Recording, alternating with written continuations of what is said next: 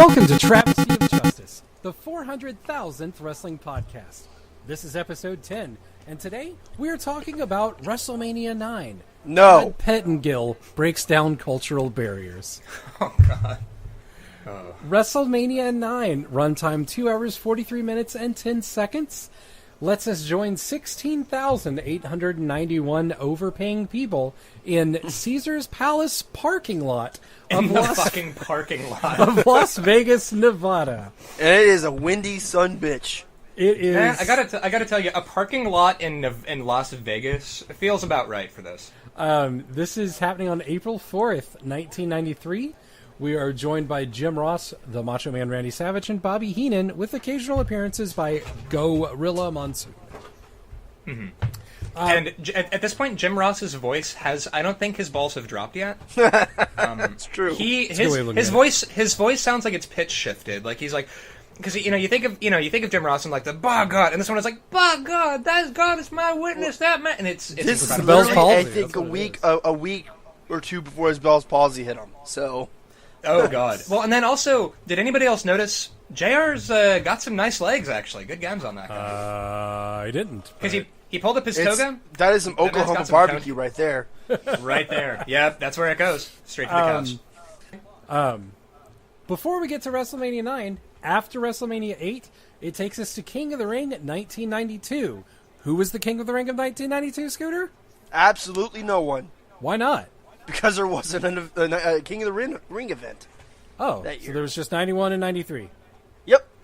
SummerSlam 1992 is our next big one. That one took place from Wembley Stadium with over 80,000 friggin' people. Interesting there is that Ultimate Warrior defeats Randy Savage by count out.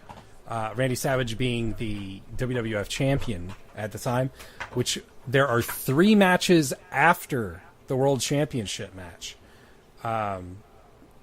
The main event there is British Bulldog and Bret Hart for the Intercontinental Championship, which Bret Hart drags Bulldog through the greatest match of his career, and British Bulldog defeats him. Well, and Bulldog is no slouch, but He's not, but he was kind of fucked up on that one. He has a very good power slam. And that's about it. I mean, so does Randy Orton. Scooter, Survivor Series 92. Survivor Series actually has one of what's really important out of that is the first confrontation to 2 squared circle legends, Big Boss Man and Nails. Jesus Christ. Woo! They put on Which, a by the way, 5-minute. I was so bummed out when I actually heard what Nails sounded like. Of a nightstick on a pole match. And it should truly go down in the annals of history. That being said, actually the main event was Bret Hart versus Shawn Michaels. So you know that one was a classic. And it should be interesting to note, in this Survivor Series, there is only one Survivor Series match, style elimination match, instead of the entire card being filled with it. So it was more like a regular pay-per-view with a 4-man tag, with elimination rules in the middle of it. That's better. Okay. What went on with... what was our next one? I guess that would be the Royal Rumble of 93. Royal Rumble, let's see, 93. Let's see, important matches that, kind of leading up to this. Shawn Michaels had turned heel by this point and faced his former best buddy, Marty Jannetty, at Royal Rumble 93. Obviously beat him because poor Marty Jannetty. Poor Garfunkel. And then the big one there was that Yokozuna was the guy who won Royal Rumble 93 heading into WrestleMania. How did he win the Royal Rumble? Eliminating Randy Savage after Randy tried defeating him in a Royal Rumble via pinfall. And despite this, still better than Royal Rumble 2015. There was so much more of a story in this one. We just than there was watched in Royal Rumble at the beginning of this week, and I was watching it with a bunch of friends, which was a lot of fun. The wonderful, wonderful championship match, and then the Royal Rumble happened. Scooter took off his shirt, I believe, 3 times in anger. 3 times, and stormed outside in the rain in January, just to be angry about it.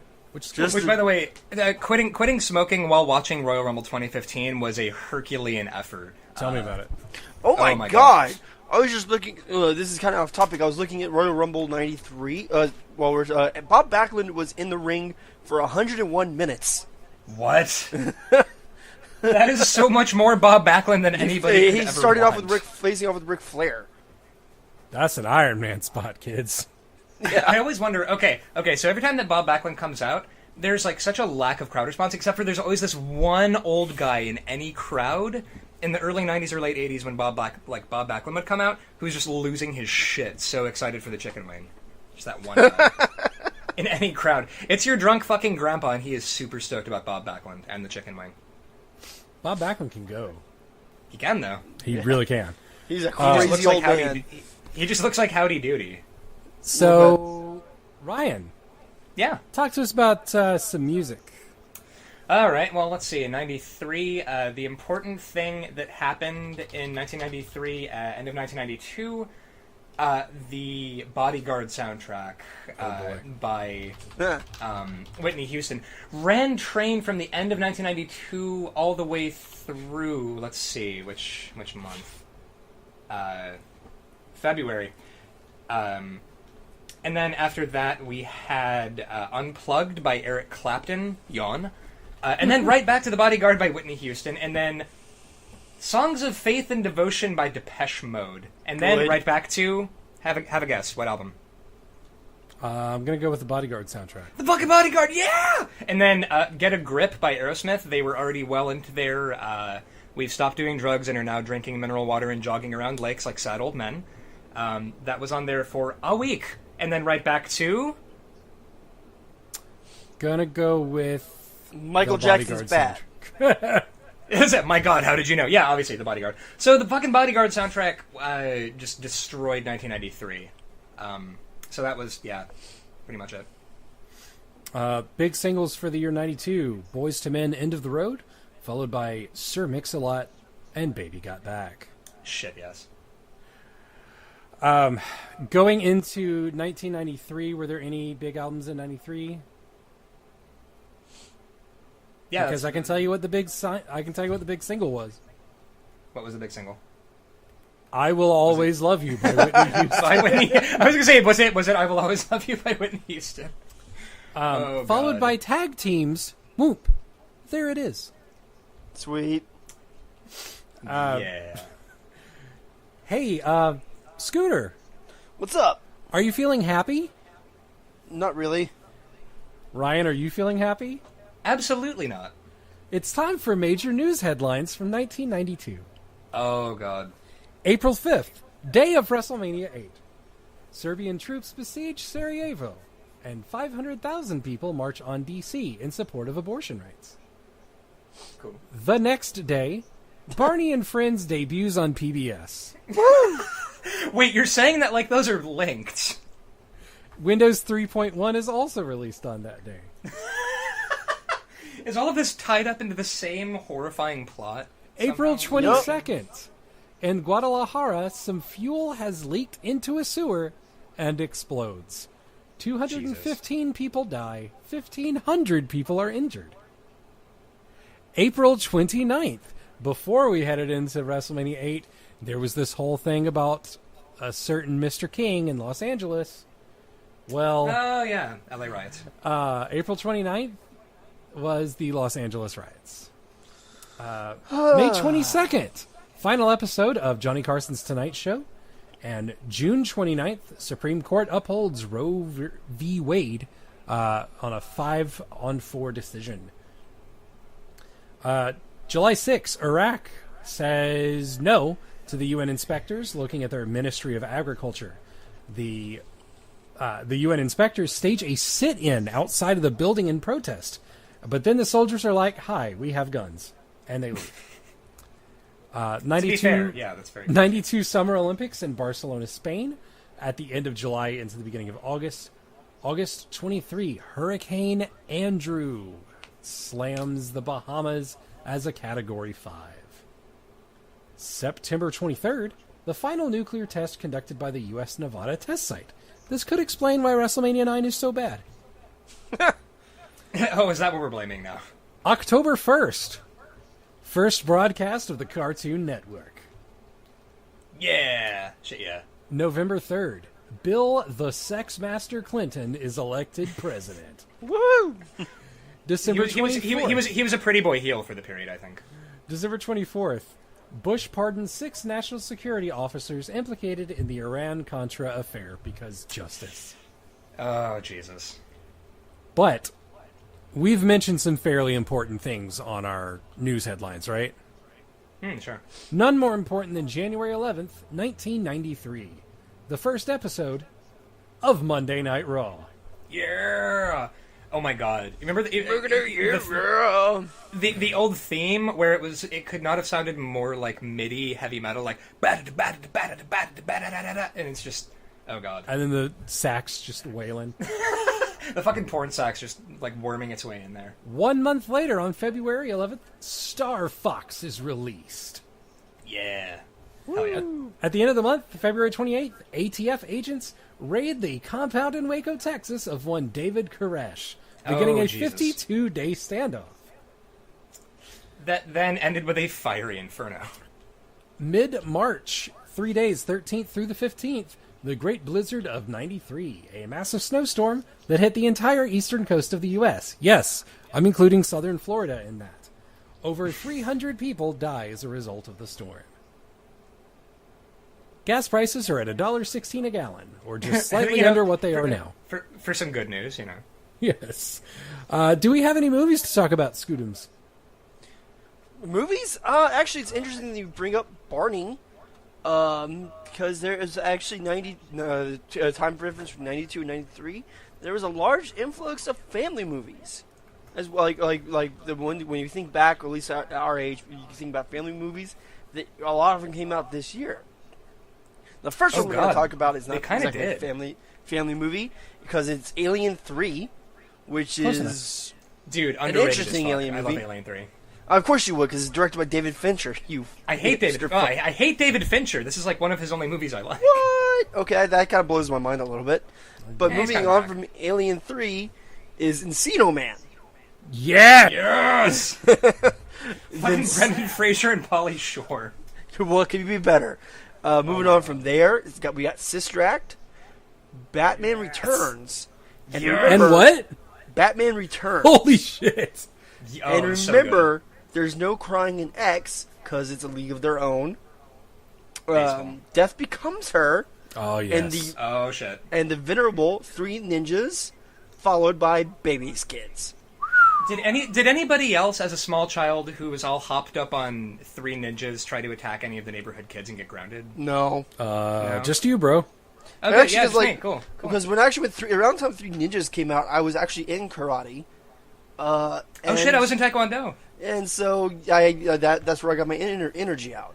So there we go. We could have Scooter. If we had known each other as children during this period, we could have made so many bad decisions involving furniture and punches in the face. I know, right? Okay, and after that we have Twin Peaks: Fire Walk with Me. Oh Yeah, it's awesome. no. And continuing the motif of threes, we got Hellraiser 3, Hell on Earth. Yes. Woo! The one with the Cenobite who launches CDs out of his head. Yes, that's how you know it's a classic film. Right there. Yeah. And remember, never not be selling with Glengarry Glen Ross. Yes. Last of the Mohicans, and then back into our kitty theme with the Mighty Ducks, and quickly back out of it with Reservoir Dogs. Wow. Wait. Did you just segue from the Mighty Ducks into Reservoir Dogs? That is chronologically how the movies were listed. So yes. That's fucking great. That's beautiful. And then coming back from that, we have that year's big money winner with over $200 million in the box office with Aladdin. Don't you beat dare out- close yeah. your eyes. Oh god. And keep this in mind, it beat out the next movie, which was Home Alone 2. Whoa! Oh shit. Yeah. And then, oh gosh, what's her face's boobs and Bram Stoker's Dracula? Winona Ryder? Yes, thank you. And then that guy's dick in The Crying Game. Oh, Spoiler. who was the guy with the dick? I can't think of Winona his Ryder? name, but he was a very effeminate-looking man. That's kind of Well, what you it have was. to narrow it down. It was a model. Yeah. And then, let's see. Did we follow that up with A Few Good Men and Scent of a Woman? Can you tell it's December and Oscar season? There's so much Oscar bait. Holy fuck. They were really loading it down with Oscar bait, you could tell. And then that transitions from 92 to 93. And the first movie of 93 that was of importance was Son of the Pink Panther. Oh, shit. Oh, no. Oh, I just realized I skipped over a movie in 92, actually, because it was kind of... My format was weird. But Lethal Weapon 3 came out in April 1992. This is important. I think the best thing to recommend it is that it is not Lethal Weapon 4. Yeah. Well, see, it's important that I bring that up because early 1993, Loaded Weapon 1 comes out, and that's one of the better spoof movies I've ever seen. Mm-hmm. And a little later that month, we have Groundhog Day and Army of Darkness. Yes! Oh my And god. then- Dude, and what the then- fuck? This is a great period for movies. Yeah, and actually yes, because a little bit later on, as we get closer to WrestleMania 9, we have the excellent Falling Down and the equally excellent TMNT 3, not Turtles in Time. And the week the one where they went to like feudal Japan? yes, Yes. Yeah, that's the one. Yep. and in the week before WrestleMania 9, we have Cop and a Half. And that is rounding out the movies for this year.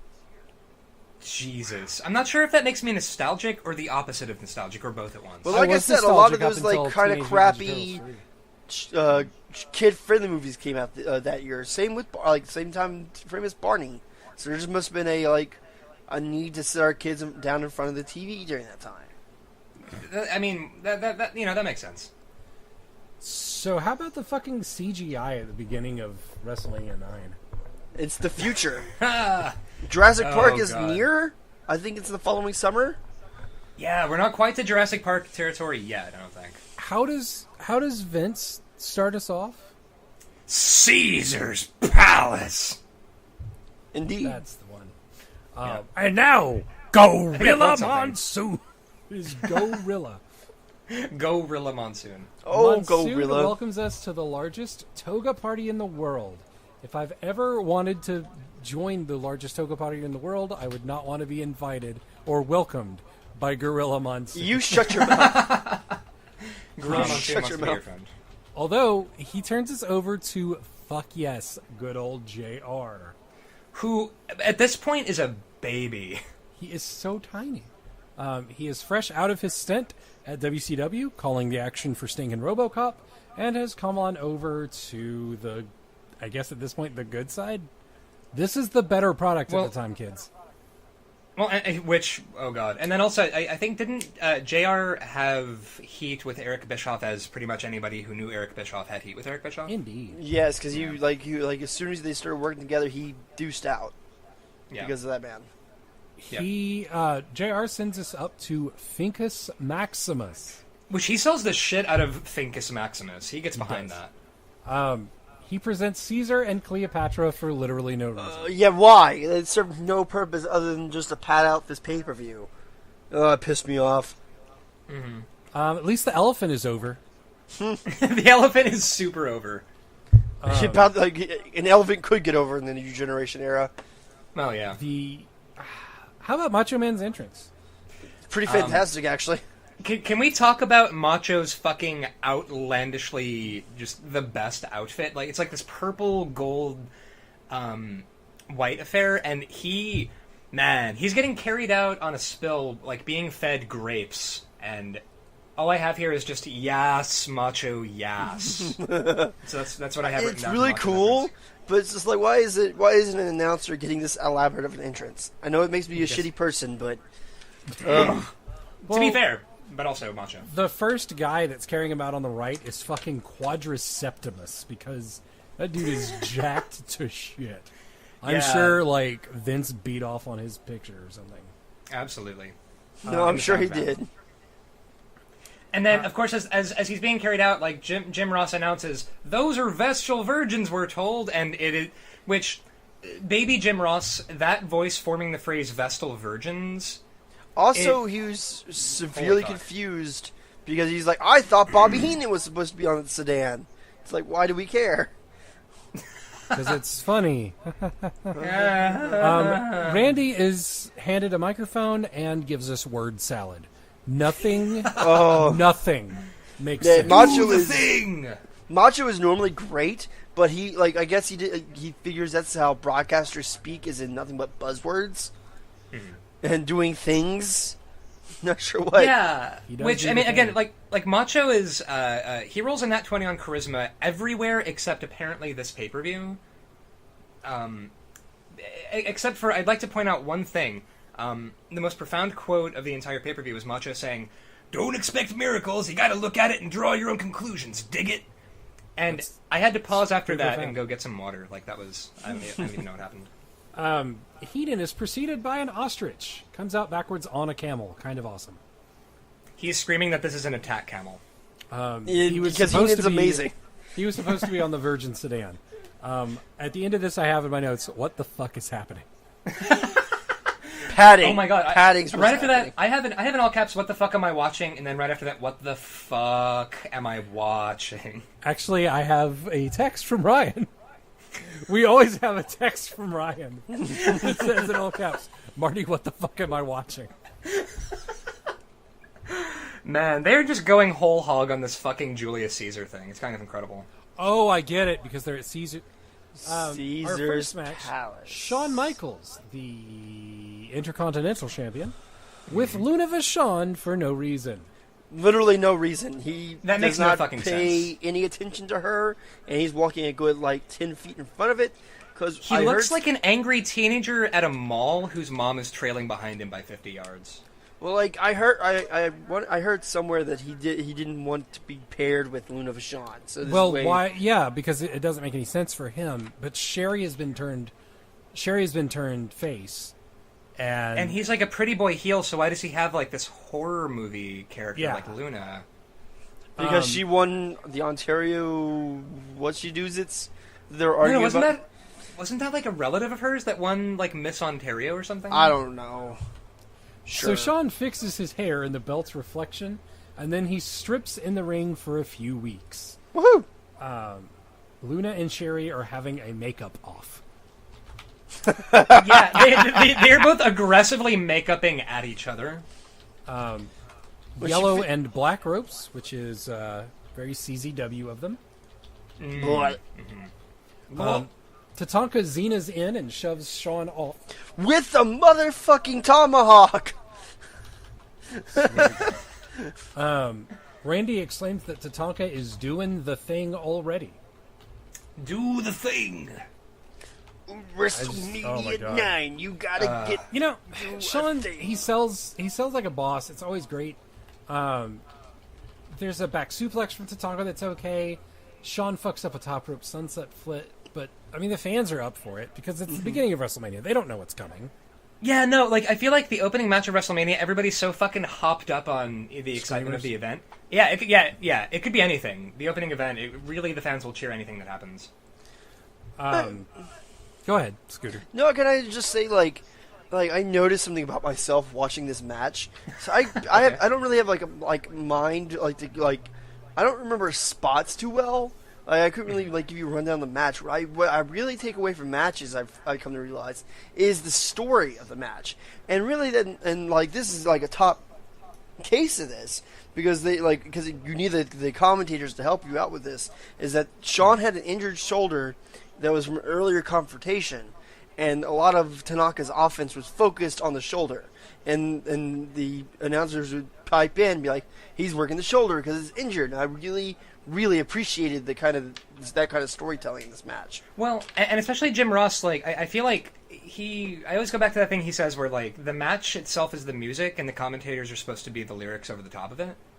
The commentary is supposed to provide a fucking narrative and give us a story and sell the match, you know? Yes. And that's one thing, that's really bad about today, because, I'm really glad at the Royal Rumble pay-per-view we just watched, we talked over the shitty state of the commentary that is right now. And side note, I've realized the only commentator I can stand right now is, and I hate to say this, JBL. Man, because you know what it is? JBL, the guy, is a horrible, horrible shit human. But that being said, his heel commentary is perfect because he's kind of a method actor for actually being a shitty human. And everybody else, like Jerry Lawler, is a tumor. Michael Cole is insufferable. I like Booker T as a guy, but his commentary is fucking incoherent. Yeah, because I think my favorite. Which, by the way, side note, my favorite Booker T commentary was during the Hell in a Cell pay-per-view, where he screamed like, "It's like my mom always told me, don't you go near that cell, Booker." Like, man, his mom was fucking prescient. Like, she just knew that you stay away from that Hell in a Cell, Booker. Yeah, Sean hits a clothesline and actually hurts his own shoulder. So Sean always does a pretty good job of selling shit. Bobby calls Tatanka Chief Running Chicken. Jesus. Scooter could not stifle his laughter. Oh, my God. He runs shoulder first into the turnbuckle. Looks really painful. Yeah, it looked gnarly as fuck. Tatanka jumps off the top rope and gets caught with a super kick. Amazing. Yes. No, he looked like he died from that fucking But super kick. it's not Sean's finisher. He did. Yet. So he is. Well, wait. At this point, isn't Sean's finisher the fucking teardrop suplex? Yeah, I was about to say. I believe it is. I like the like WWF olive branch things they've got going on the guardrails. Thought those were cool. Did anyone else notice the camera techs are in togas? I did not, but that's fucking incredible. That's keeping with the gimmick. Why are the wrestlers in togas if everyone else is? Because they've still got to be in their own shit. Yeah, but like, why wouldn't they have like Bret Hart coming out in a pink and black toga affair? Like, what if you had all of the wrestlers? No, that's a horrible idea. Never mind. I take that back. Yeah. Sean hits a really nice diving clothesline from the apron that looked great, but he does look like Dave Coulier. Oh my God, he does look like Dave Coulier. Oh Jesus. He takes way too long to get an arm wrench victory roll on Tatanka. Big pop for Sean's kickout. What Tatanka starts? Okay, so Hogan hulks up. What does Tatanka do? He engine up. Yeah, I don't know. Yeah, I was trying to. I can't think of a good pun of like a Native American version of hulking up, because like, and it's funny because okay, so Tatanka, his one move that he does is the chop. Right? Yeah, because that is all he does. He gyrates and then chop, gyrate, right, chop. So he takes his normal chop and then he kind of like hulks out and then he chops you like so hard, like he'll chop so you. hard, bro. Man, dude, like so hard, like 5 chop. And so Shawn Michaels is like constantly falling down from these aggressive chops. And the crowd gets into the close falls. He catches a crossbody into a power slam for a crazy close 2. Savage says that his voice may go out before much longer. Please. Yeah. It's uncomfortable, and I love Macho, and I don't like seeing him like this. Michaels pulls the ref out of the ring rather than trying to go back in. The ref waits for Tatanka to hit his move and then calls for the bell. It's not a disqualification, but a count out. Which, how long was this match again? This match was Marty? 18 minutes. Jesus Christ. 18 minutes and then ends in a count out. And then Heenan calls Sherry a bimbo. Mm-hmm. It was like finally the whole they patiently waited for the end of the match for the 2 women to brawl, and it's like okay. Like, this match was like pretty much. It's like this match was a setup for a feud between Sherry Martel and Luna, and it was. Basically, yeah. Luna attacks Sherry post match. JR says Sherry needs some help. Heenan agrees and suggests they start with her makeup. Snap, snap, snap. Oh, shit. I'm going to go ahead and give this one a 3, but only because of Michaels. The match itself had a nice story. There were a few decent spots. Tatanka is not fun. The crowd is into it. There's a lot going on this one. And Shawn Michaels is really starting to come into his own here. Ryan. I gave it a 2 out of 5, purely because, like, again, Shawn is great. Tatanka sucks. And then also, I thought the best summation of this match was, I think, from Bobby Heenan, who said, at around like the 15-minute mark, this match should have been over 30 moves ago. And like, yes, Bobby, absolutely. Why is this still happening? Well, because screw you, that's why. And Ryan, you're just a shitty person because I gave this match a 4 out of 5. Because, What? Like, yeah, I'm not gonna lie. The story. What?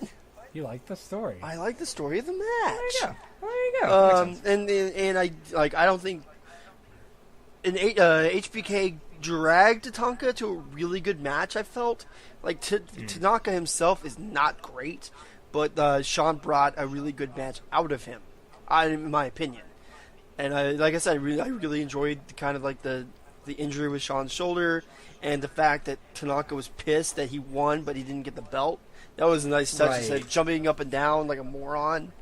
There was also that shoulder breaker from Tatanka that looked like Sean had died. Yeah, that is one thing, because normally like the face wins by DQ or count out, and they're like, fuck yes, and they grab the belt and run around and drive home and call their friends, and then the ref is like, actually no, and then they drive back and hang up, and they're like, what? But Tatanka was like, shit, from the moment that it was like by disqualification or by count out, he was like, yeah, it was, like normally I don't like endings like that, but I felt that was warranted in order to kind of keep good heel heat on Sean. yeah. Well, yeah, definitely. I would actually agree that like this is one of the few cases I've seen where like via count out actually seems like a legit conclusion to an 18-minute match. Yeah, and it's fine because it's happening on WrestleMania. It's not like it's happening on one of the big pay-per-views. Well, Sure. After the match, Gene Okerlund with the Steiners. Scott Steiner doesn't know where the camera is, but he promises to make Caesar proud. I'm sure Caesar is. Which was anybody else? Is anybody else like slightly horrified to see pre-genetic freak Scott Steiner? nope. Because this is the Scott Steiner I remember. He's got the big Unhorrified. fluffy hair. Yeah. Unhorrified is the way Sure. to go. I wonder if in a few years Caesar will be hollering because he hears Scott Steiner. I while watching this, all I could think was like this Yutz in the fucking Letterman jacket will at some point refer to himself as the Big Bad Booty Daddy. Oh yeah. Speaking of big bad booty daddies, JR gives us our very first slobber knocker at a WrestleMania. It was. And then Bobby the Heenan affiliates. gainsays the slobber knocker, and like JR has to fucking Explain what it is. It's our introduction to the slobber knocker. It's true. It's easing us into it slowly. This is the era of the slobber knocker. The Head Shrinkers versus the Steiners. In this match is Fatu, who will later become Rikishi, who is Manu. the father of the Jimmy and Jay Uso. yes. Yeah. Rikishi Manu. bump from a Steiner line where he like flips around the like inside out thing. Can I just say we got a little sick of the Steiner puns. Yes. How everything is a Steiner line. yeah. And a Yeah, Steiner Bweepums and Steiner recliner. um, the Steiner Bweepums, yes. how that classic about move. Scott Steiner's fucking outfit? Holy shit! Wait, how about Rick's? Rick's They're looks both- like. Is this not Vaporwave? It looks like they stole High Energy's gear. No, it looks like Rick found a way to wear Rainbow Road. It's a yeah. He looks like fucking Mario Kart, and like they both have kind of Technicolor things going on, but it's just contrasted Like your sharply mama. with like. Hey, you take it back. My mom's just saying. And then you've got the fucking head shrinkers who are wearing what looks like T-shirts repurposed into tights. Is that a Yeah, fat it's pretty, joke? pretty. No, it's not a fat joke. It's their tights look like bullshit. You look like bullshit. Well, that may be so. Crowd pop for a double top rope clothesline, and JR has just been informed that Sherry has been attacked at the first aid station. Well, good thing she was there, I guess. I have. That's exactly what this Heenan is- said. This is back. This is back when Scott was ambulatory. 2004 Royal Rumble. We'll see a terrible match Oh god. between Scott him Steiner. and Triple H. Oh man. Although If Scott you Steiner, thought, at if least you there thought that was. Brock Lesnar hit a lot of German suplexes on John Cena, wait until you see the number of belly to bellies that Scott Steiner hits on Triple H. I know the most cringeworthy moment with belly Scott to Steiner Bailey? will always in You fat fuck. the belly to Bailey suit, the hugplex. Hugplex. The most embarrassing thing involving Scott Steiner will always and forever be Scott Steiner like doing a podium-style debate about invading Iraq. Wait, what? Did you see that back in the day where it was like him versus I think like Rene Dupree or someone, like one of the un-Americans? And Scott Steiner, like for some reason they thought it would be a really cool idea to have the American guy and the anti-American heel have two podiums in the ring and have a debate about whether we should have invaded Iraq. Picture Thanks, Scott WWF. Picture Scott Steiner yelling about why it was cool that we invaded Iraq, and it's about as bad as you think it is. Please tell me there was math involved. Yes. Steiner math. Scott Steiner math, yeah, Steiner math is the best math. The numbers other, don't lie. The other head shrinker tries to stun gun Scott, and instead of dumping him on the ropes, just dumps him in the fourth row, on his head outside. It is Man, that was gnarly. awful. I couldn't tell who flubbed it or like what happened with it, but it did. Ooh, God! Like this man is dead now. So, did you notice the referee?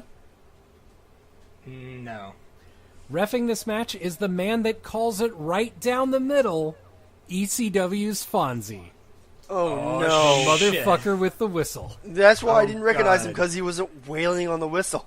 And now you know that's why how they I know call him. Is him. the motherfucker with the whistle. That's how I know him. Now you know why they call him the man that calls it right down the middle. Oh, I had no idea he was a ref. He just Yep. looked like a homeless crack addict to me. He still does here, just with a blue shirt on. Just with a blue shirt. This match drags, but we do get the world's like the spot of the night when they go for an electric chair drop and Rick reverses it into a power slam. So you Should have been the end. spot like I don't know if it was a botch or what happened, but like my favorite spot is when Rick got dumped over the ropes in a similar fashion. And you're like, oh my god, that man Because just you like died. watching people die on camera. Yeah, actually, he looked like there were some cool moments in this match. he looked like he just like what am I trying to say?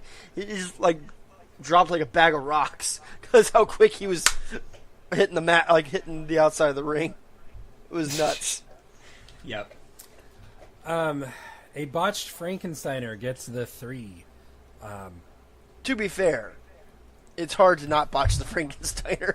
Which was funny that I think Jim Ross introed him as the master of the Frankensteiner, like journeyman of the Frankensteiner. Maybe I don't know that I could call this man a master of the fucking. Maybe copper the Frankensteiner. apprentice of this. It's at the end. He's Brain asks for a replay, and JR is like, "There's no replay because he fucked it up. Don't fucking show it again." God. Scooter, what did you give this one? Well, I think I was in an Wow. Yeah, Ordinarily? I'm You're- batting 1,000. No. Actually, this is a good intro for Mr. Perfect fucking up his promo later on. It's true. I think I was in a the very the good mood. Lexorcist. Very good mood watching this pay-per-view to start off with, because I also gave this match a 4. I had a lot of fun with this one. Damn, son. It was two, like, bigger teams kind of beating the hell out of each other, and it was kind of fun to watch, because I enjoy Samoan wrestling outside of Yokozuna. I never, like, I can't think of the Family Clan, but that clan is... He's Japanese. Oh, He's I'm not sorry. I didn't Japanese. realize we were speaking kayfabe. Which actually was funny Ryan. because, yes, but side note, we were watching the Roman Reigns promo thing after the Rumble where he was like, yeah, my family and everything, and then Christina was like, it sounds so racist to go like, wait a minute, who is he related to? And then instantly like, is like every Samoan wrestler related? No, Like, I had a very couple Kinda. years ago, right when the Usos were first starting getting popular. I had an argument with Amber because she had this statement of like they're saying all Samoans are related to The Rock, and I'm like, yeah, because they Kinda. are. like literally every Samoan that's entered the WWF/E ring has been Right. related to that family. Yeah, like the Wild Samoans, Umaga, like everybody, yeah. So, but anyway, yeah, so for this match, I gave it a 3 out of 5, just because, like, there were some pretty good like tag team wrestling moments, and also it was kind of nice to just like, okay, let's see the fucking head. I mean, which first of all, by the way, as far as racist fucking gimmicks go, the head shrinkers, fucking fuck me. No, it's fine. It's fine. Oh, gee. Yeah, that's fine. Yeah, so I gave it a 3 out of 5. It was a perfectly meat and potatoes match that went on a little longer than it should have, and also the Steiners both fucked up so many times. The botches and the dragging got me. This one ended up being a 2 for me. No, that's totally fair. I think I only gave it a 3 out of 5 because it was mercifully shorter than Shawn Michaels versus Tatanka. That it was at only 14 minutes. We cut back to Mean Gene, where we find that Doink has desecrated the visage of Caesar. That motherfucker. Oh, no. They talked about him hitting kids with pies. Can we please see a clip of that? Yes. Yeah, I wanted to see Doink ruining some kid's day. That would have been great. Instead, we get to look at him beating Crush mercilessly with a cast. Which and Crush's mullet. I was going to say, I'd like to nominate Crush's mullet as the most glorious Kentucky waterfall I have ever had the pleasure of watching on my TV. It is, oh my god, it's luscious, it's incredible. When Doink leaves, I guess he squirts shit at Gene? I guess? He squirted stuff at lots of people. Yeah, but I guess. I just couldn't really tell. Right. Doink was on WrestleMania 1. Yes, he was. Matt Bourne. Oh, Matt Bourne as the Executioner? No, just Matt Bourne as Matt Bourne. Oh, just Matt Bourne. Okay, there you go. Yeah, exactly. The Executioner was, I think, Buddy Rose. Was that Buddy Rose? Okay. Yeah, there you go. Yeah, that makes sense. No, it doesn't. How about Crush's outfit? Oh my god. You're making kids cry, bruh. Doink's music is amazing. It is kind of the best thing. It segues into this kind of dark calypso bridge, Like, and it sounds menacing. Hey, when does the movie, the miniseries It come out? Oh, that's like 90, I want to say 92? Yeah, it was right around the same time they right cooked before up this character. Doink comes out, yeah. So he had that sweet like Tim Curry heat with the kids at this point. Yes. Oh, yeah. He should have They were all frightened ended of every clouds. promo with, they all float down here. And we all float. Yeah, that would have been great. He squirts water at Crush, which infuriates Crush. Well, it's that Hawaiian temper they talk about so much. It is That's his true. Hawaiian temper. Wait. When does he become Kona Crush? This is Kona is Crush. Kona Crush. Oh, okay. I didn't know if he was Kona Crush at this point or just Crush. Yeah, And he's of not course- like Legion of Doom Crush. He's or Road Warrior. Is it Road Warrior or Legion of Doom? Whoa! Yeah. Wait, wasn't he in Demolition as? I don't remember. Is it LOD or is it It's Road? Demolition. That's why I always said, No, whoa, yeah. don't It get was, those teaks. yeah. It was listen. We can't mix up our post-apocalyptic gimp-suited bondage. He's in the freaks. Ascension, right? Yes. Yeah, basically. Oh, basically. poor Ascension. Oh, they're. Hey, oh. they Bad. won. I want more people in from NXT to get over. Yeah, I was gonna say support NXT call-ups. I'm so bummed that they're gonna fuck it up. I know they're gonna do it. To be fair, if you're gonna fuck up somebody from NXT, just go ahead and do it on the Ascension. Yeah, that's fair. I like their finishing Next moves. thing you that's know, Sami Zayn's going to show up in a mask and speak Spanish. And BL Generica. One good drink. better. Oh my god. So, one thing I'd like to point out with Crush versus Doink, they are both fucking awful in this match. They are. Just terrible. I am. Doink, I like Doink. Like Matt Bourne, he's a good wrestler. He yeah. is just not in this. No. This was getting getting was my settled with the sixth Doink gimmick time? was like an extended Red Rooster. You know what I mean? yes. This was my 6th time trying to sit down and watch this shit. Literally 6th. I was watching it with 2 friends, one of which I just got into wrestling, another one that was getting back into it. I don't think I'm ever going to get them to watch it again. Oh, who was it? Is the people that we're not going to name names, but the people that watch the Royal Rumble with us. Oh. The new people. Right. Oh, no, fair wait, so their first exposure to pro wrestling was this, and then The absolutely 2015 gorgeous friend we have and his wife. The other guy? Doink is all over Crush like melted butter, says Macho Man. Thanks, Macho. The stun gun gets sold like a super move by Doink, and then some fat ass in the front row gives us a thumbs up. Yeah. I want to say like I tend to watch the OSW review of this. They called him Gabe Newell. Yeah. Yeah. Doink decides that all of his offense has to be from the top rope. He hits an axe handle followed by a top rope punch. It's more effective because he came off the top rope. Mm-hmm. Yeah, that adds gravity to the move, I think. Speaking of gravity, we get Doink performing a top rope nothing. He eats shit from Crush. Macho tells us Crush isn't even a dentist. Thanks, Macho. Word salad. I think he's just saying things at this point, isn't he? I didn't know if it was during this match or another one where he was like, the fans are hanging from the rafters, even though we don't have rafters, we have columns, so they're hanging from the columns. And like, thanks, Macho. Jesus. Nice spot to show off Crush's strength. He catches Doink in midair. Doink heads under the ring, but is caught. We get the head crush, like the worst finishing move ever. Which is worse, this or the brain chop? Oh, God. Probably this. The brain chop hits and is over, so... Mm-hmm. I don't mean it's over, it's done with, I should say. I mean, to be fair, I marked the fuck out for Dusty Rhodes' bionic elbow, so what the fuck do I know? That's a little better than the brain chop, come on. Yeah, that's probably... Yeah. Plus, there's so much jiggling to get you fucking mesmerized, so... It's true. Ref bump, Doink heads under the ring, he's caught again. Another Doink comes out and attacks Crush. They what try kind to of say... Mickey Mouse bullshit is this? Jim Ross keeps screaming, "There's two Doinks!" Which, by the way, I really wanted to sample Jim Ross screaming, "There's two Doinks!" and just, like, use that in an electronica song.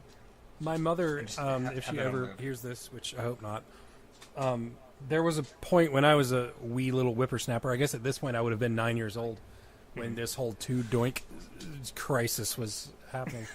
And I remember watching it and just marking out because I'm 9. And I was like, what? What? Two Doinks!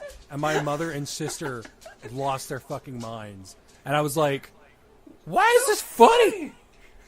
Talking about Doinks! And they were done. I'm imagining killed Cody Crush Marty dead. He did. Fucking Fonzie, because we know he calls fucking it right down the middle, right. Comes back out and tries to explain what happened. But no one is under the ring.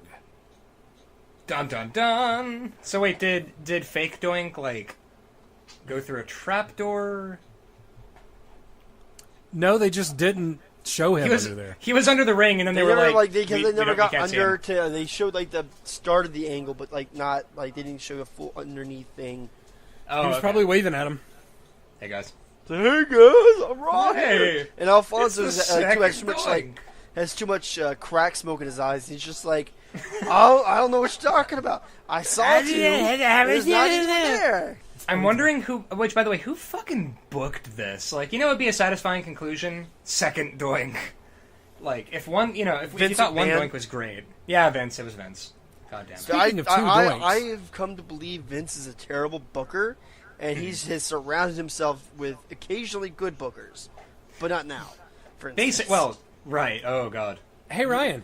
Hey. What'd you give this one? I gave this a 1 out of 5. I couldn't do it. Scooter.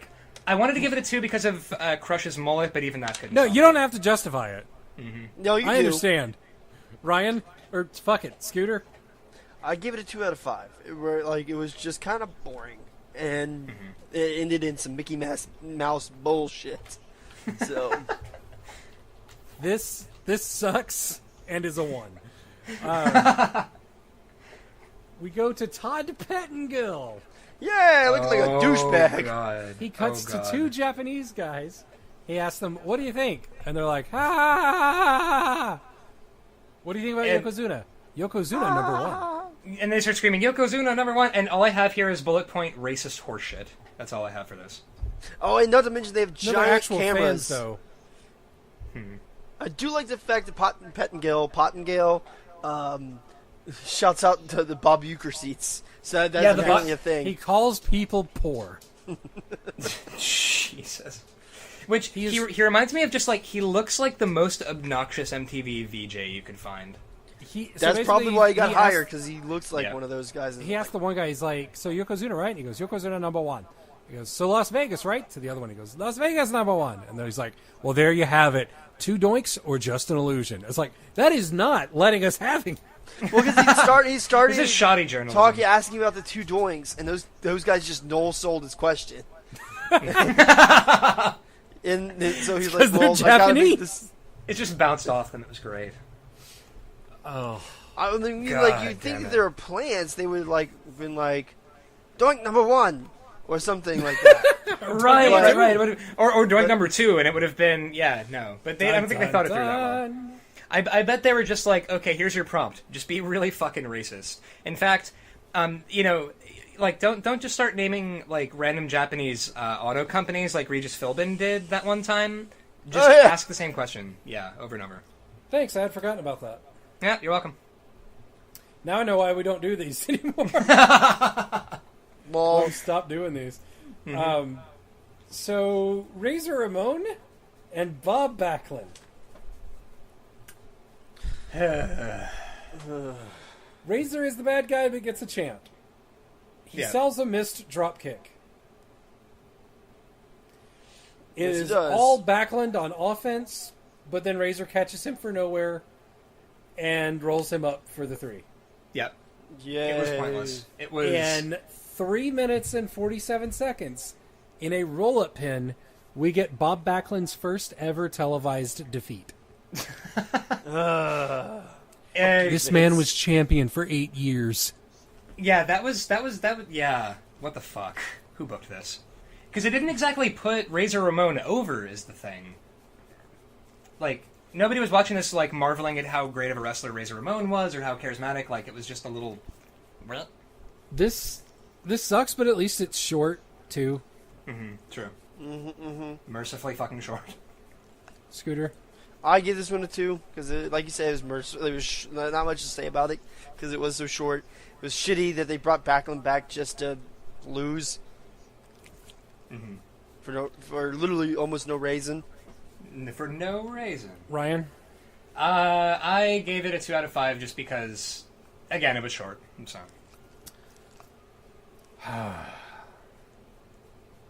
What'd you give it?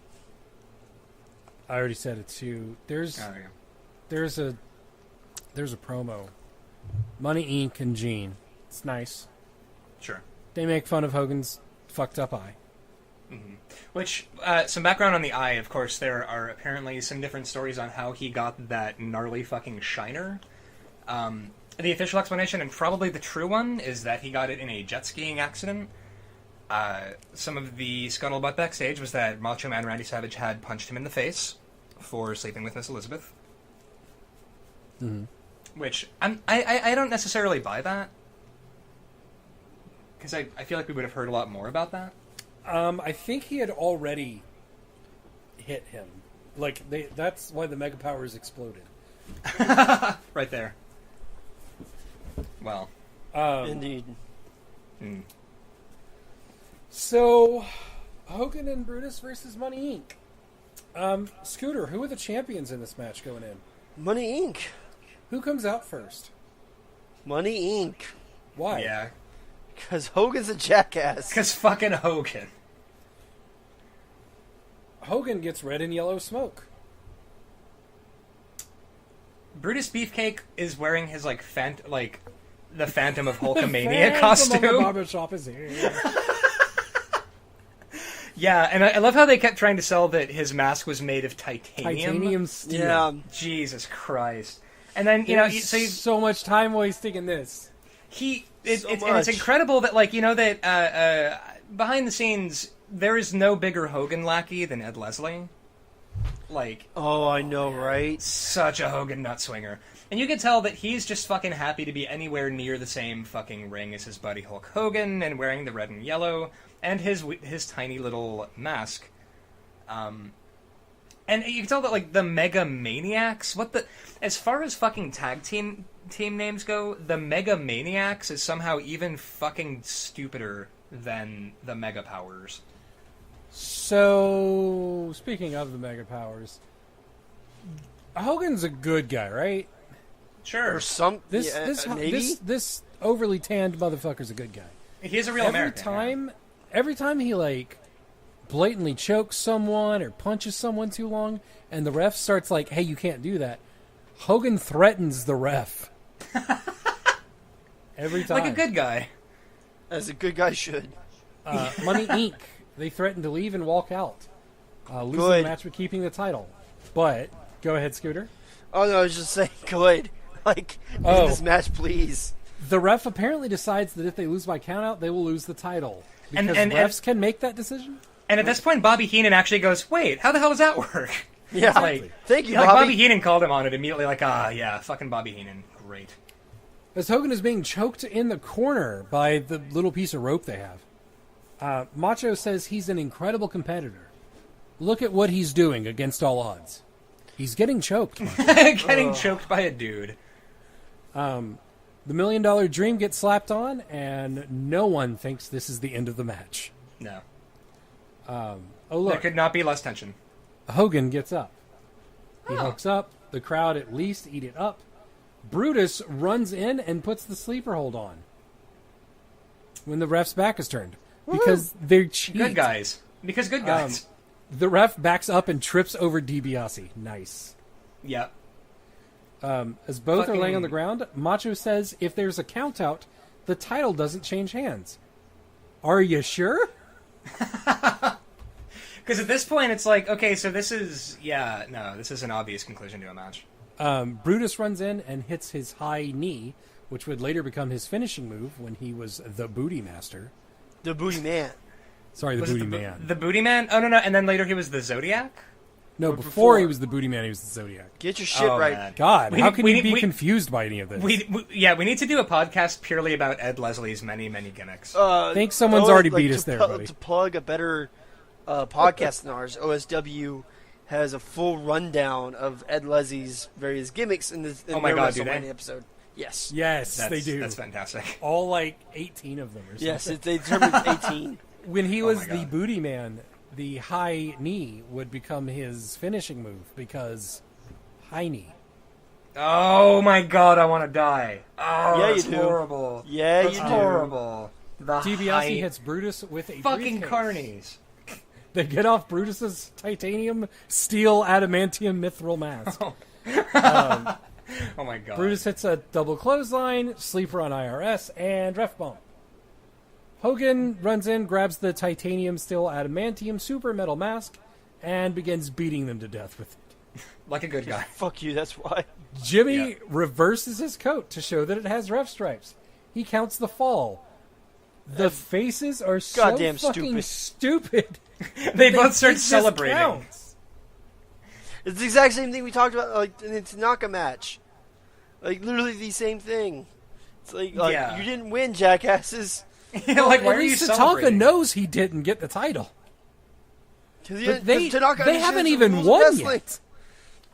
yet. Like, Hogan's so used to winning, it's like, yeah, I showed up, I get a belt. he thinks the participation trophies.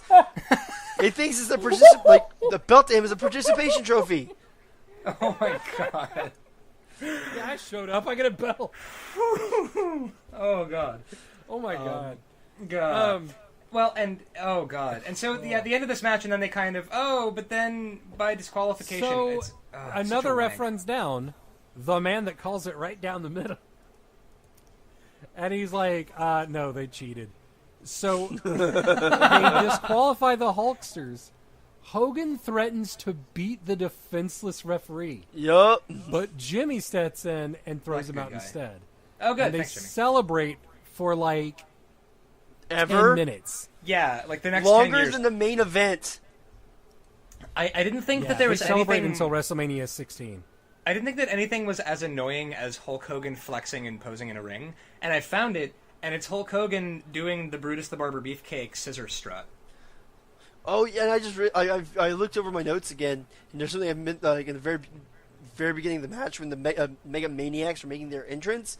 Hogan has is turning his back to Brutus as he's going for the double high five, and Hogan just walks away as like Brutus limply follows him. It's like, bro, high fives, and he never gets his high fives.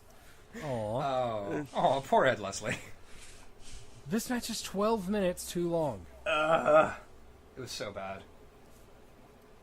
Not even DiBiase could save it. Scooter. No. Give him a 1, because fuck Hogan, and because I know what he's about to do at the end of the night, so fuck him. Yeah. Ryan. I actually did not know what Hogan was going to do at the end of the night, but even for that, yeah, fucking 1. Even DiBiase and IRS, who I think actually are pretty good, couldn't salvage it. I give this one a 1. Oh my! And again, at this point, Jim Ross saying, "I have never experienced anything in my life like we're experiencing right here." You're not wrong. Yeah, it's like, and absolutely correct. God damn it. Todd Pettengill talks to Natalie Cole. Oh, sorry. They open up the briefcase full of money and hand out some money. Hogan hands out money. Ed Leslie hangs on to his. He's gonna need it. He doesn't make Hogan money. Yeah, he doesn't make that Hogan Pettengill. money. He talks to Natalie Cole and Don Reichardt. Suddenly, Natalie Cole. My only note in this one is no one cares. Murr. We are in a parking lot in Las 19 Vegas. 19 fucking minutes after the conclusion of the tag match, we get Lex versus Perfect. How about Lex's entrance? Which, actually, before we get to Lex's entrance, can we talk about Mr. Perfect's most adorable promo flub And ever? his adorable acne. Oh no, he's so cute. Because like he's covered in it. Because he's giving this promo and he starts trying to say the narcissist Lex Luger, but he fucks it up and says the Lexorcist Narc Luger. And No, he's the Lexless, the narcissist. And then he kept saying he kept trying to do too many L's. yeah, and then he gets all bashful and starts grinning, and Gene Okerlund is grinning, and I want to hug both of them, and then he's like, I'm going to go wrestle, and he kind of walks away, and Gene Okerlund's Because apparently like, they only had one take at it. Yep, that's all they had. You could just do the one take, and he And he's like, I fucked up. Too bad. And he's Mr. Perfect, so he shits sunshine as far as I'm aware, so Wow. he's great. Yeah, sounds about right. Yeah. What about his kid? Who, by the way, was, of course, the winner of the 2015 Royal Rumble. Yeah, basically. I kind of want to smack him for wearing a Better Than Perfect shirt, because that kind of pisses me off. Yeah, because you're I'm like, not you sure have why. some goddamn respect for Kurt Hennig, sir. Yeah. Yeah. Lex Luger is a black hole of charisma. He has Yeah. a WrestleMania entrance, though. But he has intense muscles. And the togaed cameramen are cramming their cameras up the asses of his lady entourage, who are all Yeah, they wearing are. thongs. Not a problem. No, well, I mean, because again, it's I thought it's this was like professional family wrestling, friendly so. show. Yeah, that's what I'm saying. It's like, it's the new generation period. It's Their okay. Well. puckered cornholes are covered. I mean, what more do you want? So that was and then but what was funny about that is Lex Luger coming out and they're all holding like mirrors, and Lex Luger has dead shark eyes. He is... You notice that the wind is blowing so hard, the sparklers at the top of the mirrors are burning, like going into the model's eyes. They have to use the mirrors as shields. Right, which sounds like Lex Luger's theme, which I think is like soothing ocean sounds at this point. Yes. Yeah. One moment. Yes. Yes, sir. Yes, sir. Did you find it? Oh, no. Yes, well. Okay. Well, thank you very much. Well, thank you. Yep. If that's who I thought it was, Okay. call him a bitch. Okay. Let's pick it back up. So Lex Luger's theme is at this point soothing ocean sounds, and it's just kind of like it sounds like a gentle. It sounds like a toddler breathing gently on a wind chime, and that's his fucking theme. Wow, that's a reference. Yeah, like it's just this little like fairy fart of a theme. It's just so, and which is weird because he's a heel at this point. So you think that it'd be a little more menacing or something, and no. He's too much of a narcissist. It sounds like a Yanni B-side. It's incredible. Perfect has the Shout out to advantage Yanni. He hits a Big, very nice big slam drop on kick Yanni out of nowhere. before Luger begins wasting time. Perfect catches Lex's foot and slaps him in the face. He hits a leg breaker Looked that Luger great. sells very well.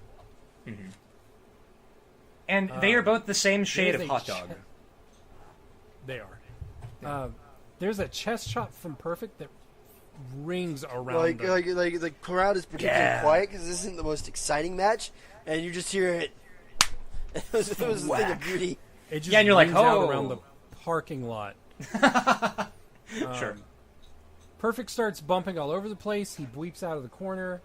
The ref actually catches, hey, Lex, your feet are on the ropes. What the fuck, man? Yeah. The world's biggest live sign shows up in the top left corner.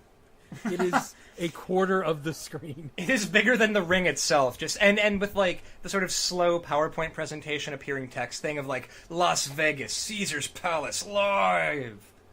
Wrestlemania 9, which has been preceded by Wrestlemania. It's just before Perfect jumps 20 feet into the air for a sunset flip.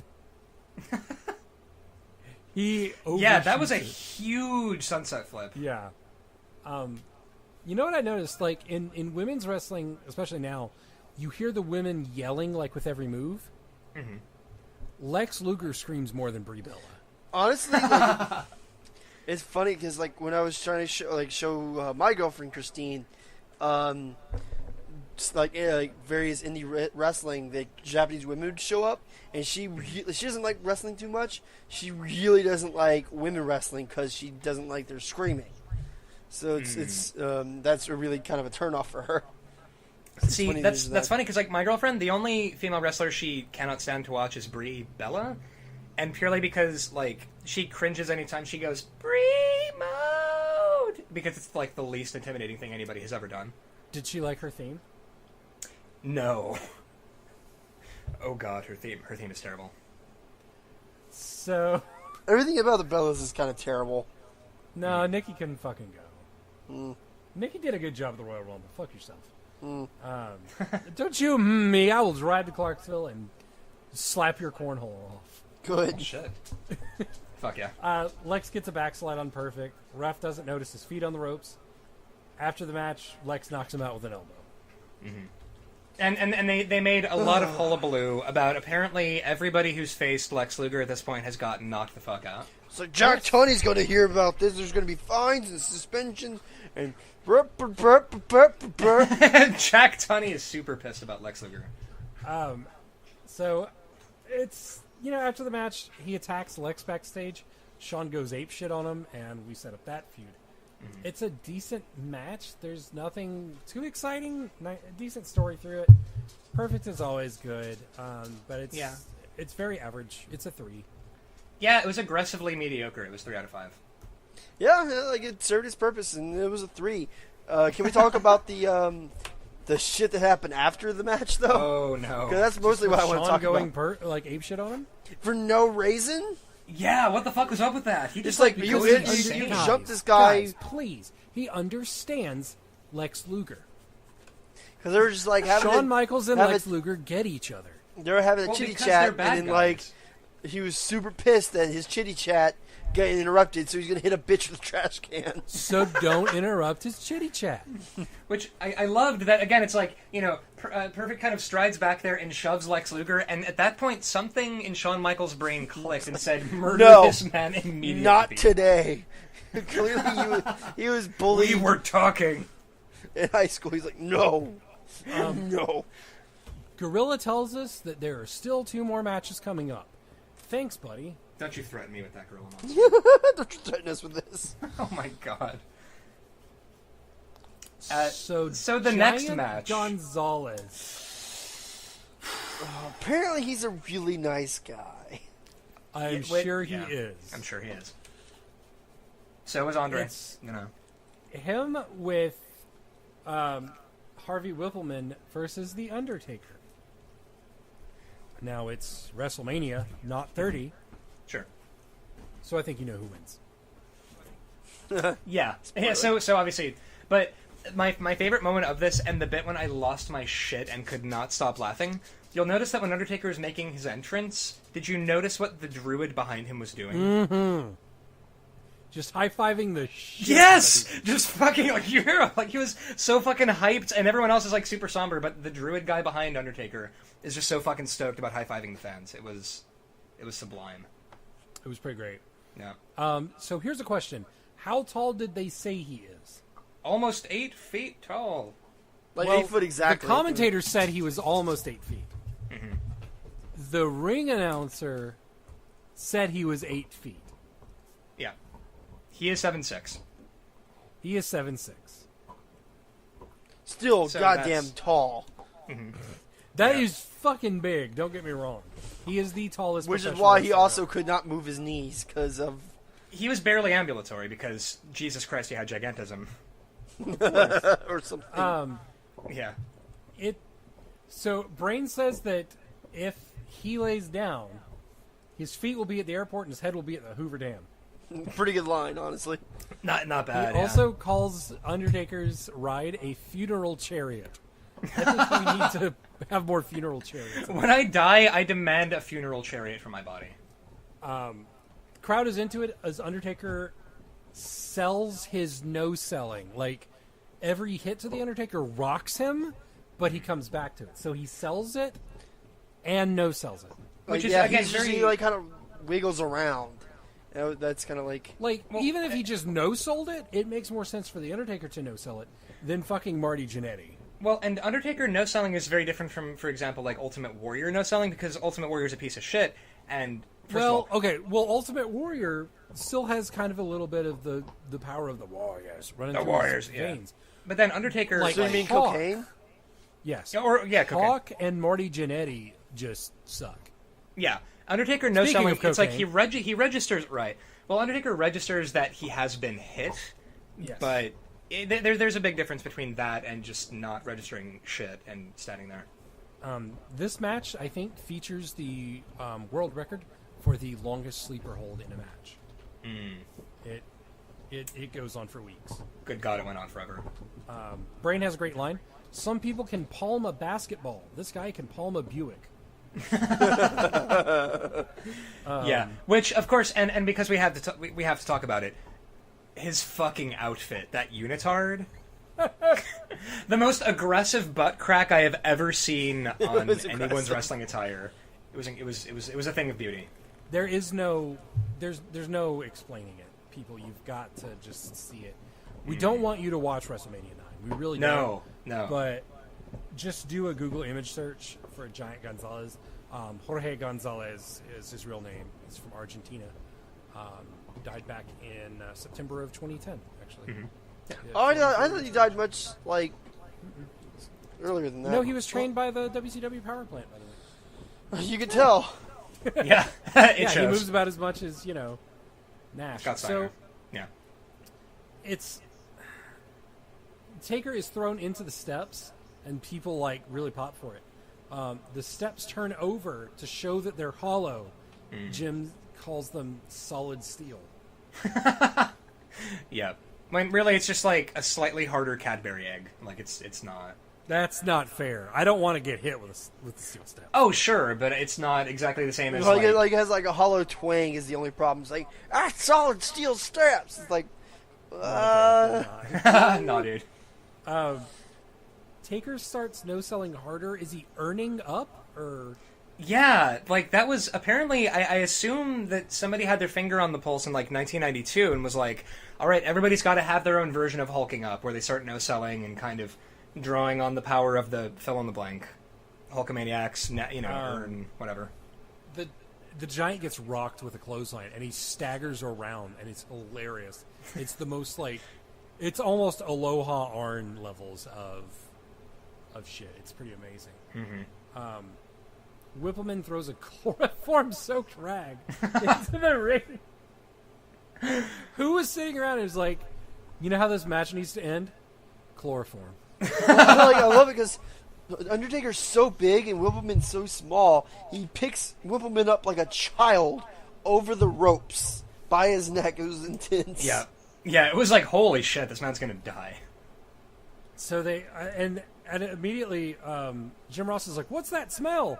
And which I thought was a nice touch. And Machi goes, "That's chlorophyll. Chlorophyll. It's chlorine. It's Chlorophyll. And then Bobby Heenan mercifully rescues him and goes, "Chloroform, yeah, chloroform." How did How did Macho know exactly what chloroform smells like? You don't Is that want one to of know. those things where someone's like, "What's that?" That's chloroform. Just instantly, that is Like, absolutely I imagine chloroform. you. Do you know what chloroform smells like? Like from a distance, that's not a joke. No, yeah, no. Okay, yeah, I don't either. Yeah. Like I think we all took high school science, so we can be like, something smells like formaldehyde in here. But I don't know what chloroform Like, smells we should like. leave. Something's not right. The medical guy that comes out to save him and take him away on a stretcher is in a toga. I lost my fucking mind. Did you notice Yeah. that the medical team in togas? Oh shit! I did not notice that. That's incredible. Oh my Man, that God. is that is a commitment to everyone to a but fucking- the That workers. might be the only reason to watch WrestleMania 9. It's just the That and procession of Crush's people wearing mullet. togas. Oh my god, that beautiful fucking mullet. So, Undertaker wins by DQ. It's his only DQ win in his streak. Gonzalez chokeslams Fonzie as Brain goes dad mode. Talking about fines and suspensions here. Just losing his mind. Like, Donnie's gonna lose his shit. So anytime... Did you guys hear the chant that broke out here? It was Hogan chant. Hogan. They were chanting You for Hogan. fucking those sheeples. Anytime that I hear a Hogan chant, I look at the audience very carefully. Uh-huh. I didn't see a single person chanting. No, neither did I. I didn't see anybody there, like, because you could tell when somebody's actually making sound or cheering, and nothing. Undertaker's carried out on a stretcher. His Well, bong the same hits thing actually twice. happened earlier. You got me thinking. During the Tanaka Shawn Michaels match. Tanaka's a different guy. Whatever. Same thing. God damn it. Same racist stereotype. Yeah, sure. You know the one. The crowd started chanting randomly for Sherry, and it was like Sherry. I was like, is this piped in? Because she's just standing on the outside doing No, nothing. if it's piped in, it's louder. Yeah. It's like the fucking Goldberg chants. Yeah, like you can, it's you can't avoid it. There's no questioning that. Like, Yeah. It's like, so there's the two boom, and Undertaker comes back out. Looking Brain says, he is frazzled. living proof he is not alive. At which point I want to go back in time and sit him down and say, do you want to try that line again, buddy? you want to take that out back and shoot it, buddy? He gets his Living living back proof and he's not those alive. lines, Giant Gonzalez, and Yeah. we're out. Oh god. This match is 8 minutes long. It is not as bad as the tag team match. But legendarily bad. I feel like this is the It match is everybody not talks as about. bad as Crush and Doink.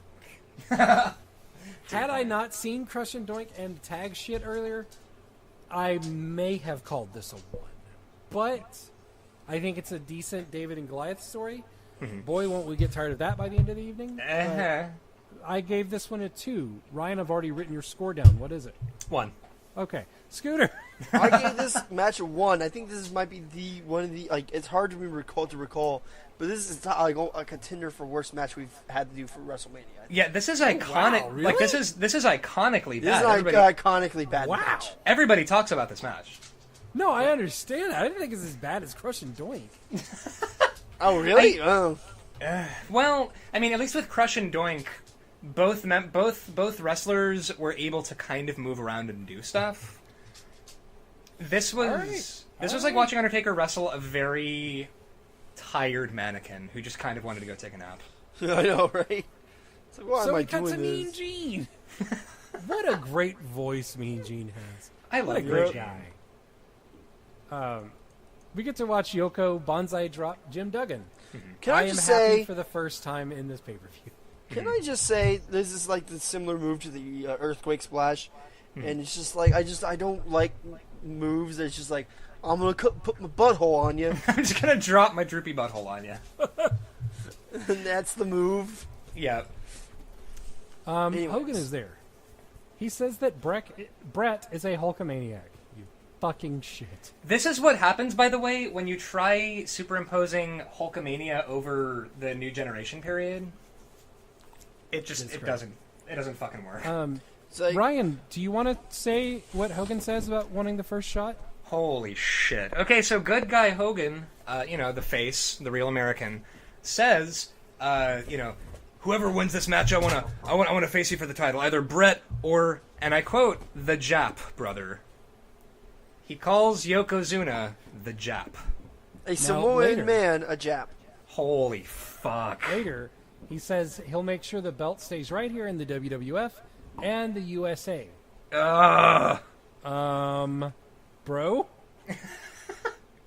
Like, Brett's Canadian. Yeah, right. Like, like aside from being, lol, you're a fucking, like, racist piece of shit, also Brett is Canadian, so, okay. We cut to Todd Pettengill, who wastes our fucking time. Then it's time for Bret Hart and Yokozuna. Hulk Hogan learns an important lesson. As Yokozuna is the challenger, he walks out first. Naturally. I kind of like Bret's music. I liked it better in the Attitude Era when there was more guitar in it. But More guitar. I like No, guitar actually, riff. Bret Hart's theme for this kind of makes me, like, nostalgic because of how MIDI it is. Yeah. Like, it's just, it's It sounds like a WF arcade machine.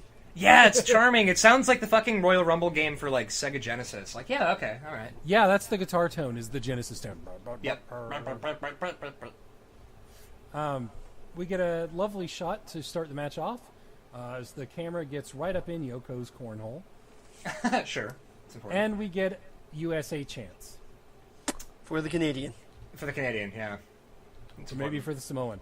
Technically a USA chant is a chant for Yoko. Like American Samoa. Right, because American Samoa, like, it's part of America. So, wow, they're cheering for the heel. That's weird. Yeah. Not in the kayfabe sense, but whatever. Brett gets a really nice drop kick at the start. I've always loved Brett's drop kick. It looks really good. Also, side note, It's I feel like Prince Devitt-ish. Yeah. Yeah, I would agree. And also, Yokozuna's theme to me is almost like the platonic ideal of the weirdly racist, like, and like sort of theme music if you're a foreign heel. And also, they keep referring to him as the man from the Orient, which, man, that's like archaically racist. Like that's like 1940s racist. The Orient. Brett tries a go behind, but cannot get a waist lock on him because Yokozuna is large. He's a large man. Weirdly agile for a big dude, though. Brett trips Yokozuna. Very smart. He gets a slingshot mount. Like he doesn't. I don't know about this landing. Like he just lands like on him like a page pin, that kind of thing, and starts punching. Sexy him. pin? Fuck yeah. Brett's rope elbow, and Yoko gets up. He is less gassed than Big Slow would be at this point. Yeah, good God. Anybody else have a problem with their video quality going in and out here? I don't mean like pixelization, like it was a bad VHS copy. Yes, actually, the video quality here was. I Cool, made so a that's note of just like. on the network stream. I guess so. Awesome. Good job. Well, to be fair though, if you're watching this pay-per-view, you deserve anything you get in terms of quality. How about Yokozuna's leg drop, Scooter? It's a good leg drop because he's a big-ass man. So it's believable. That's a pretty sweet leg drop, not gonna lie. See, I feel like Yoko has like the acrobatic trope because like for a really Taken big to an extreme, yes. yeah, because like for a big dude, yeah, he can move around pretty well. Have you seen his shooting star press? No, are you? No one fucking with has. I am fucking with you. It's, for a moment, you don't understand. My fingers were hovering over my keyboard on YouTube about to YouTube Yokozuna shooting star press. I got so excited for a moment. Another big USA chant. Brett gets thrown into the turnbuckle, and it sounds like a snare drum. Yep. Whack. And then we get a super kick from Yoko. Mm-hmm. Oh my god. It's a good super kick.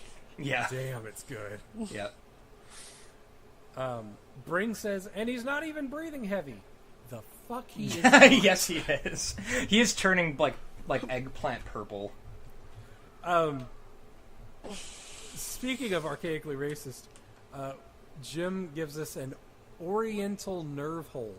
Oh my Is god. the move he's using. What the fuck? Brett gets out. He hits a Brett's rope bulldog, thrown off at the two. Flying lariat from Brett. It's just like all of Brett's signature moves. Yeah. Real He's quick. doing the greatest Gorgeous. hits. it's Brett's signature moves are prettier than like Shawn Michaels' elbow drop. Nothing is prettier than that. Well, yeah. So he gets as much of a sharpshooter as he can on the guy, and then Fuji throws salt in Brett's eye. Did you guys notice that this like portion of the match seemed kind of rushed? Because apparently, and I've heard this, like I've read this somewhere, I can't remember, that Yokozuna fucked up and skipped ahead for like 5 minutes in the match because Brett had it all laid out, and so they had to like they went to their go home spot very quickly, and Brett was pissed because like that's 5 minutes we're never gonna get back. So yeah, and then Fuji. That's why it took Fuji so long to be like, well, I guess this is it, and then chucked salt in his face. That apparently knocks him out.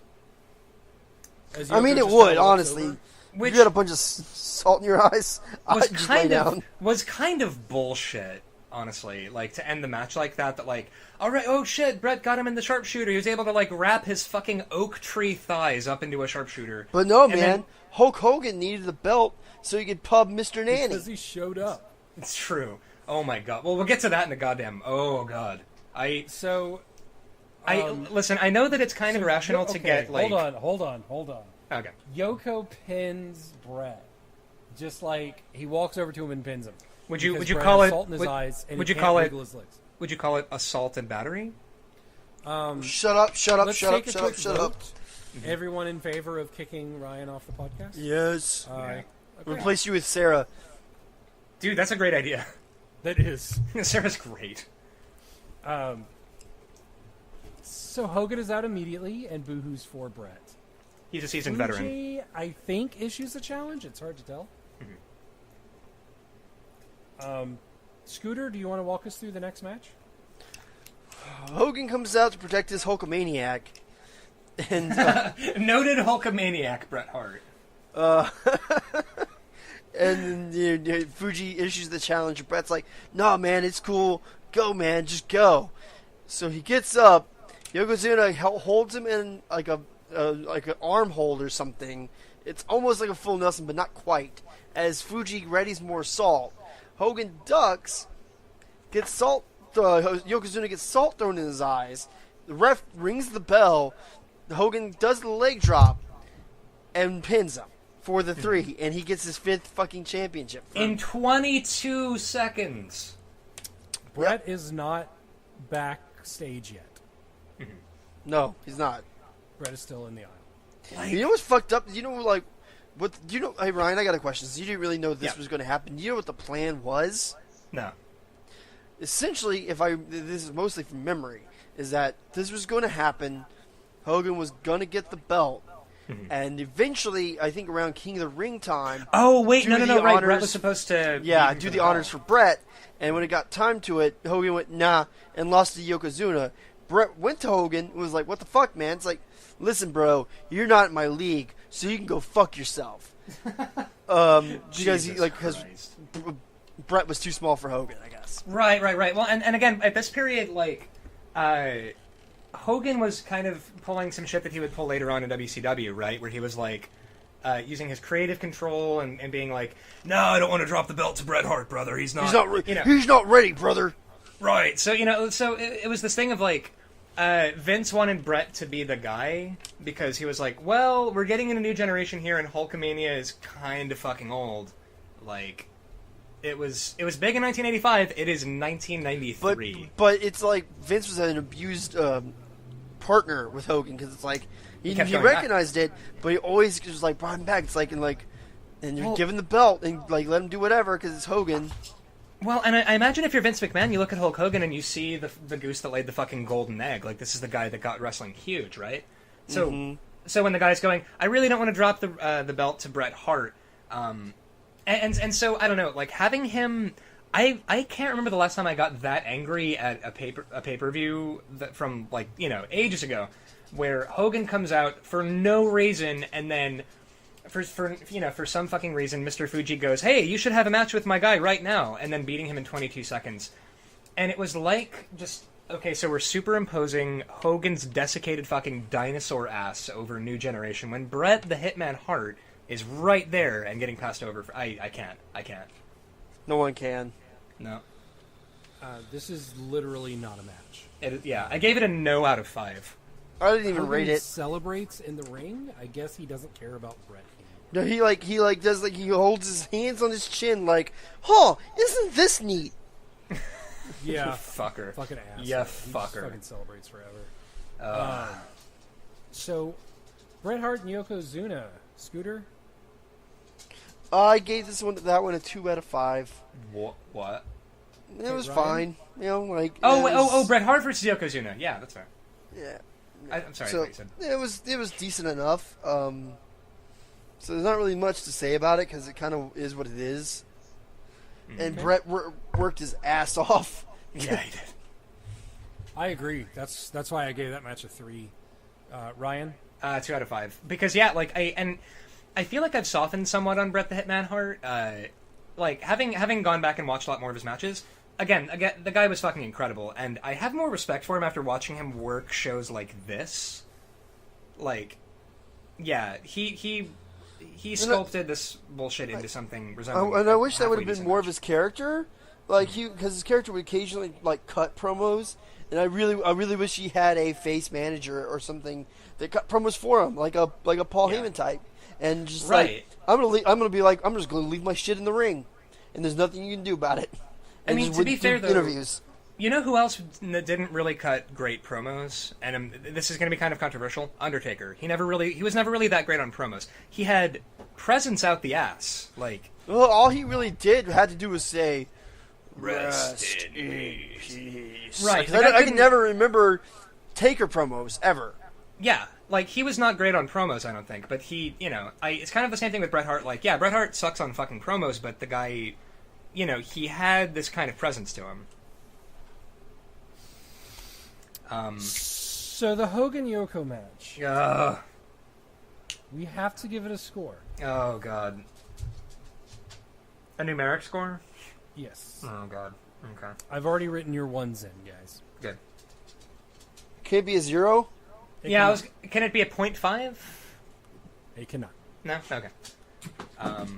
God. Because, again, even calling it a match, like, by what degree of courtesy could we refer to this as a fucking match? The bell rang twice. It's a match. Yep.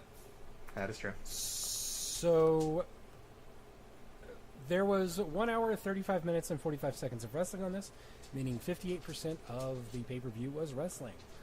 Oh my God. Ryan, do you know what your lowest scoring pay-per-views are? I'm going to guess WrestleMania 5. WrestleMania 5 and 7 are tied with a 1.9. Sure. WrestleMania 9 from you earned a 1.8. Oh, shit! Oh, shit! I gave it a lower I think score this than is WrestleMania my 5. lowest. Yes. I think this is by far my lowest rated WrestleMania. I don't know what my other lowest ones Not were. true, Scooter. You rated WrestleMania 7 a 2.2. You also rated this a 2.2. I see. It's the first 2 matches that. Oh, shit. Raised I it. just realized the highest rating I gave anything on this was a 3 out of 5 for Steiner Brothers versus Headshrinkers and I Luger did not versus give any Perfect. 4s on this one either. I gave 2 4s. Maverick. This is my lowest rated one with a 2.0. WrestleMania 9 sucks, guys. It's so bad. It is so bad. Any I final want to go back to thoughts? WrestleMania. What was WrestleMania 7? I blocked it out of my memory. Oh, God. 7 was, 7 was Fuck Yes America. yeah. Oh, that's why. Okay. Yeah, 7 was Sergeant Slaughter versus Hogan, and Everything is America Forever. And this pay-per-view, I feel like it's funny to watch just because, like, this WrestleMania 9 to me is like a deep cut if you're already a huge fan of wrestling, but if you are not already a huge fan of professional wrestling, this would... If I didn't already like wrestling and I watched WrestleMania 9, I would never, ever, ever watch it again. Never in my life. Yeah, that's fair. It's so bad. Although I imagine if So you like bad. Hulk Hogan, it was pretty great, you know. Because you got at did, least... really. Well, yeah, because I'm sure if you liked Hulk Hogan and you got to watch literally combined like 20 minutes of him fucking strutting and posing, I'm sure this was paradise for you. Does anybody have anything they want to throw out there about this pay-per-view or anything in general? I did want to point out Hulkamania is dead. there was a sign that somebody was holding up, which was Brett can beat Japan, and it had a big picture of Brett and a picture of Yokozuna with a little X out logo on it. And I again, like it's almost like for this pay-per-view, Brett was honorarily American because he was facing a scary foreign heel, and wrestling fans didn't know how to respond to that aside from USA. Canada is basically America's hat. It's America Junior, right? It's like Yeah. that loft. It's like that really cool loft over a loud party. Well, I guess if there's nothing else, thanks for listening to Three Pathetic Ugly Guys talk about wrestling. Too many damn years after the fact. Follow us on Twitter, where we never update, at TOJ Podcast. On Facebook, at facebook.com/TOJ Podcast. And even the Tumblrs at tojpodcast.tumblr.com. Send us your hate mail, tojpodcast@gmail.com. And we do have a sister show that one day we might get back into, Travesty of Literature, where we explore the world of fan fiction. Stop by in the future for episode 11, where we will talk about WrestleMania 10, probably. I'm Marty. I'm Scooter. I'm Ryan. And remember, those are WrestleMania. Woo! Oh, Jesus. Do not watch WrestleMania 9. No, don't do it. Don't do it.